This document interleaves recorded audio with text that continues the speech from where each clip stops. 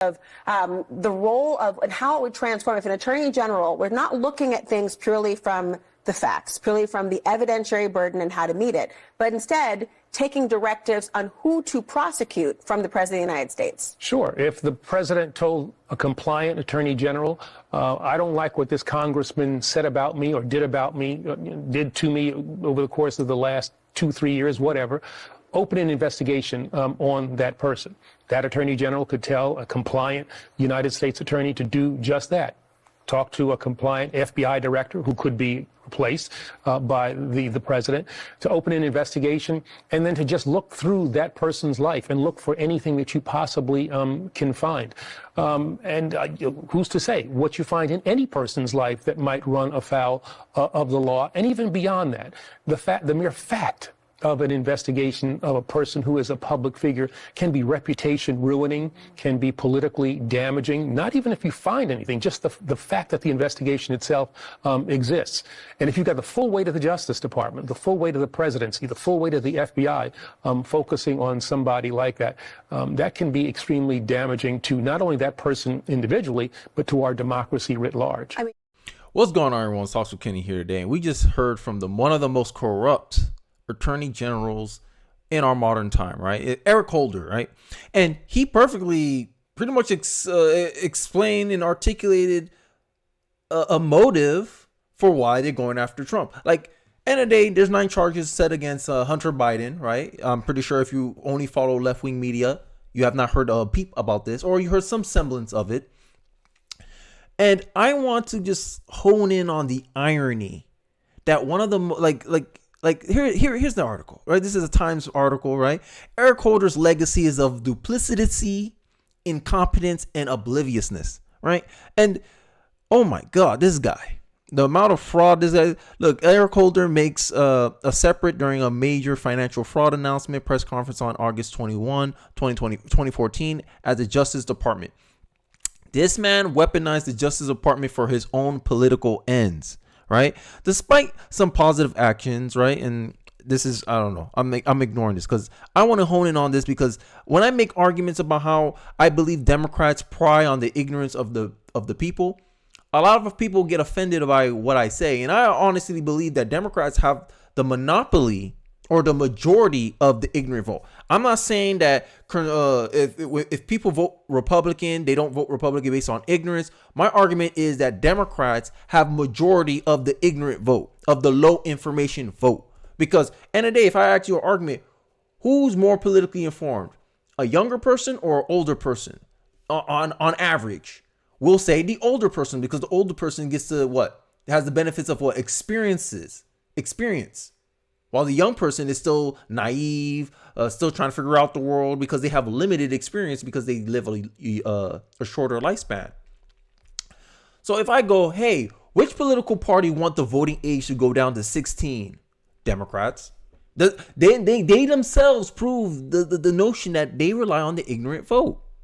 Here's a clip that I want to kind of highlight how gullible some liberals can be about misinformation when it fits a specific worldview that they want to be reality. Let's take a look. Trump Jr. actually just caught 9 felonies and got indicted, never paid taxes. And that was Trump's son, Trump Jr. Yeah. What's your reaction to that?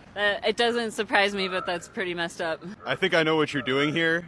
I believe those were things that Hunter Biden did, correct? It was Hunter Biden.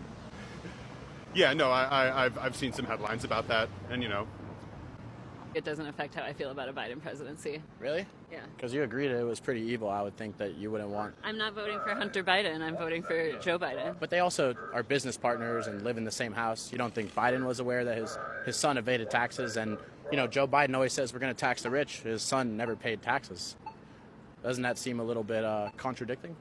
Whatever we can do in terms of finding people who will get the job done and not wreck our democracy, I think I'm happy to cast my vote for them. Yeah. Same. Because I feel like Biden's already a dictator. Like, he's already wrecked our democracy. Biden.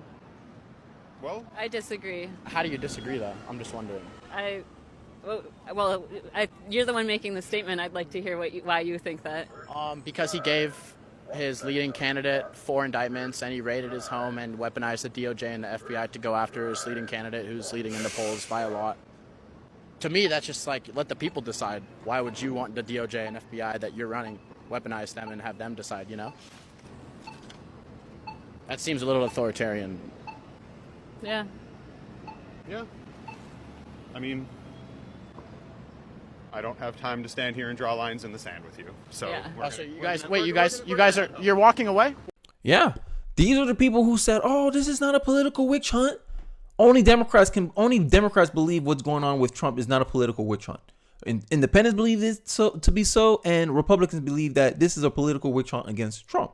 And I already showed you the intro. He articulated perfectly a possible motive for the DOJ, the Department of Education, the Department of Justice, and he has done it himself. Right? I have some examples because at the end of the day, this video is centered around Eric Holder. And here's a part of the article. In 2012, he was held in contempt by a bipartisan vote, because, you know, Democrats love hearing that bipartisanship, in the House of Representatives for refusing to testify about the Fast and Furious scandal emanating from the Phoenix office of the Bureau of Alcohol, Tobacco, Firearms, and Explosives. Fast and Furious involved government agents allowing illegal sales of guns that were later found at the scene of a murder of a Border Patrol agent. The BATF is part of the Department of Justice, and Holder has given conflicting statements about the operations. Holder managed to earn the ire of progressives such as Elizabeth Warren and Senator Bernie Sanders when he admitted that some Wall Street bankers were not only too big to fail, but too big to jail. Right. And this is all about tribal politics at the end of the day. Right. I have another article for you guys, and I'm getting to the end. I'm getting to my point. The injustice of Eric Holder. Right. Even when we were shocked when we researched the new book, Obama's Enforcer, Eric Holder, and that's what he was, Obama's enforcer. And you've seen the same pattern playing out today with Biden. Biden has an Eric Holder in the office right now, and he's doing exactly as Eric Holder articulated in the intro of this video. Attorney General Eric Holder Jr. had politicized the Justice Department, and I'll show you two examples of how he did it, and put the interests of left-wing ideology and his political party ahead of a fair and impartial administration of justice. I believe this is what's going on today with Trump. However, there's no doubt that the American public has also recognized just how politically corrupt Mr. Holder is, except Democrats, it seems like. Or Democrats do realize how corrupt this is, but they want to play pretend. They want to play plausible deniability. And I'm going to say this, I'm blue in the face.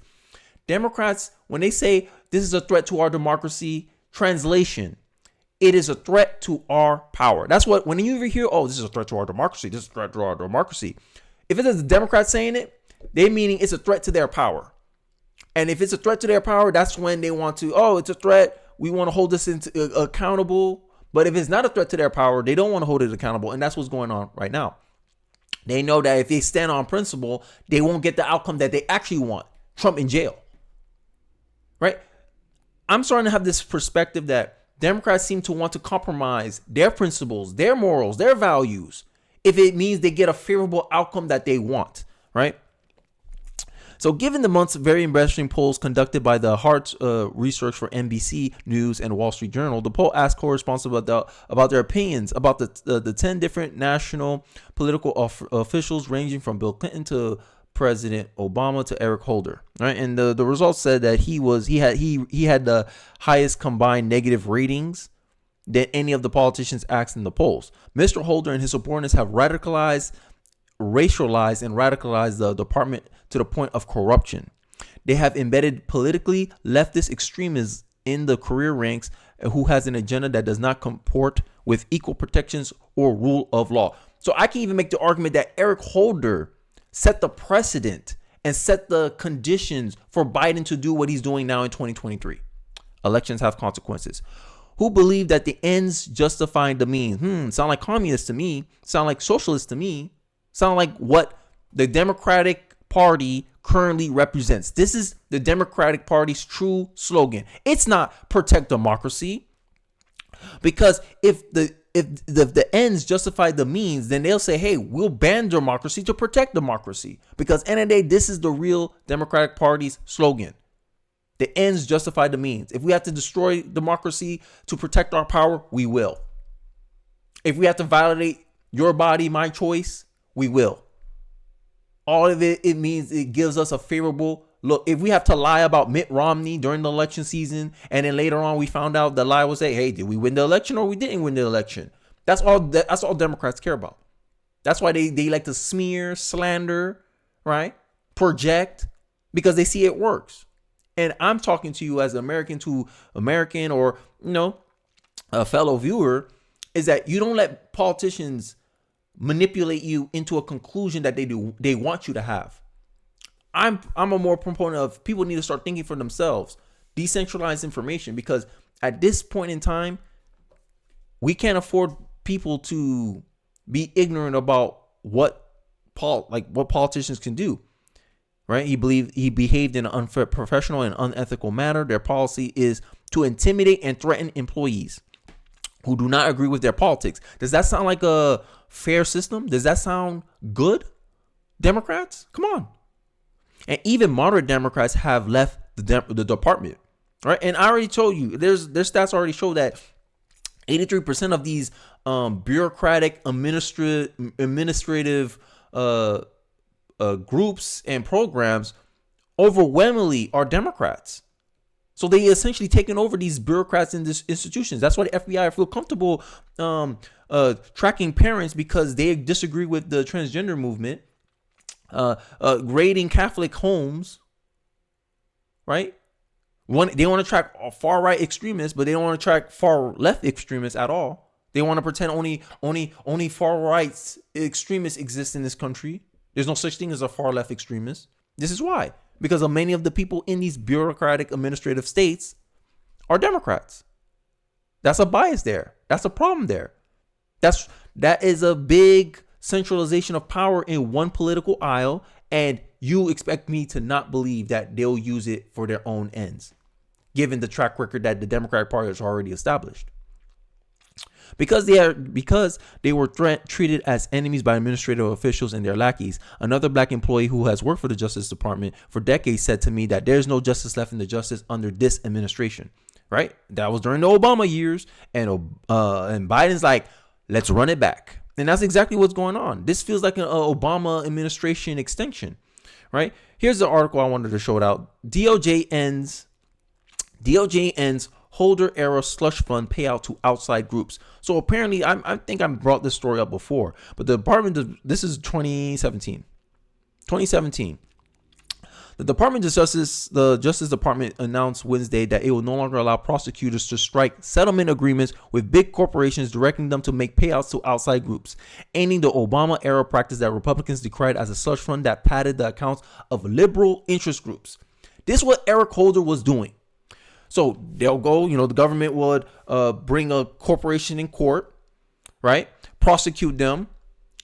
And then as a plea deal, they'll say, hey, if you make a donation to this interest group, to this nonprofit group, we'll let you off the hook, right? You pay your fines by paying them. That's essentially how Obama got away with rerouting fines, because fines are supposed to be managed by Congress. But Obama's like, no, I got a Republican Congress and a Republican Senate. I want to manage everything. This is how the executive office got more power.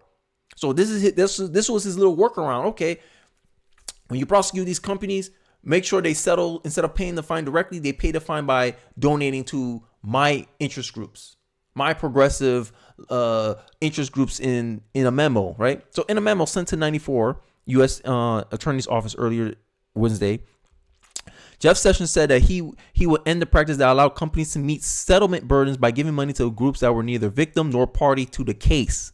That means these groups had no, they weren't part of the offended party, but they got a payout out of it. That don't sound corrupt to you guys? Come on, bro. And then I'll end it off with this story. Here's another one. Trump Department of Justice ends Eric Holder's Operation Choke Point, where this is where another Obama era program that attempted to cut off credit to shady businesses but came under fire from Republicans for unfairly targeting gun dealers and other legitimate operations. Pretty much, Operation Chokehold was a program used by the Obama administration to target businesses that they did not agree with. Oh, you're a pro-life clinic? Oh, no. Banks, You shouldn't. These are shady businesses. This is possible money laundering institutions. Don't invest money in there. Pressure campaigns, right? And at the time, Obama could do this because he was bailing out the banks. On and around, I don't know. I think this is his second term. This stuff was going on, but Trump ended it. And this guy is the one that CNN asked about corruption in the DOJ. When he's pretty much telling you, hey, this is what I did. Confession, essentially. But you think CNN pushed back against him? No, remember, he got bipartisan. Left and right saw him. Moderate Democrats saw him as, yeah, bro, you corrupt. You duplicitous. Do you think she pushed back on him? No. And then when I make the claim that Democrats are some of the most, Democrats have a monopoly on the ignorant vote, low information vote, people in the comment section will get mad at me. But this is the truth. This is the facts. Let me know your thoughts in the comment section below. I really would like to hear them. Hey, I mean, I might be preaching to the choir, but this is the truth, right? Let me know your thoughts about Eric Holder and his abhorrent projection here about his fears about Trump getting back into office and electing a corrupt AG like himself. This is what I'm saying. These people don't really believe what they're saying, bro. They just saying this so you believe it and you keep them in power. Because this is all it is. They want to protect their power. They want to keep running stuff. They want to be in control. And what would a man do if he wants to be in control? Lie. And it's up to the American people to discern what is truth from fiction, fantasy from reality. That is our responsibility as citizens of a country, regardless of where you are, Australia, UK. That is your job as a citizen. To not get duped into giving more rights and control over to untrustworthy individuals and parties, aka, in my view, the Democratic Party. But hey, I digress. Let me know your thoughts in the comment section. Thanks for watching to the end of the video. Don't forget to like, comment, subscribe, and I really do appreciate it. And I'll catch you guys on the next video. Peace.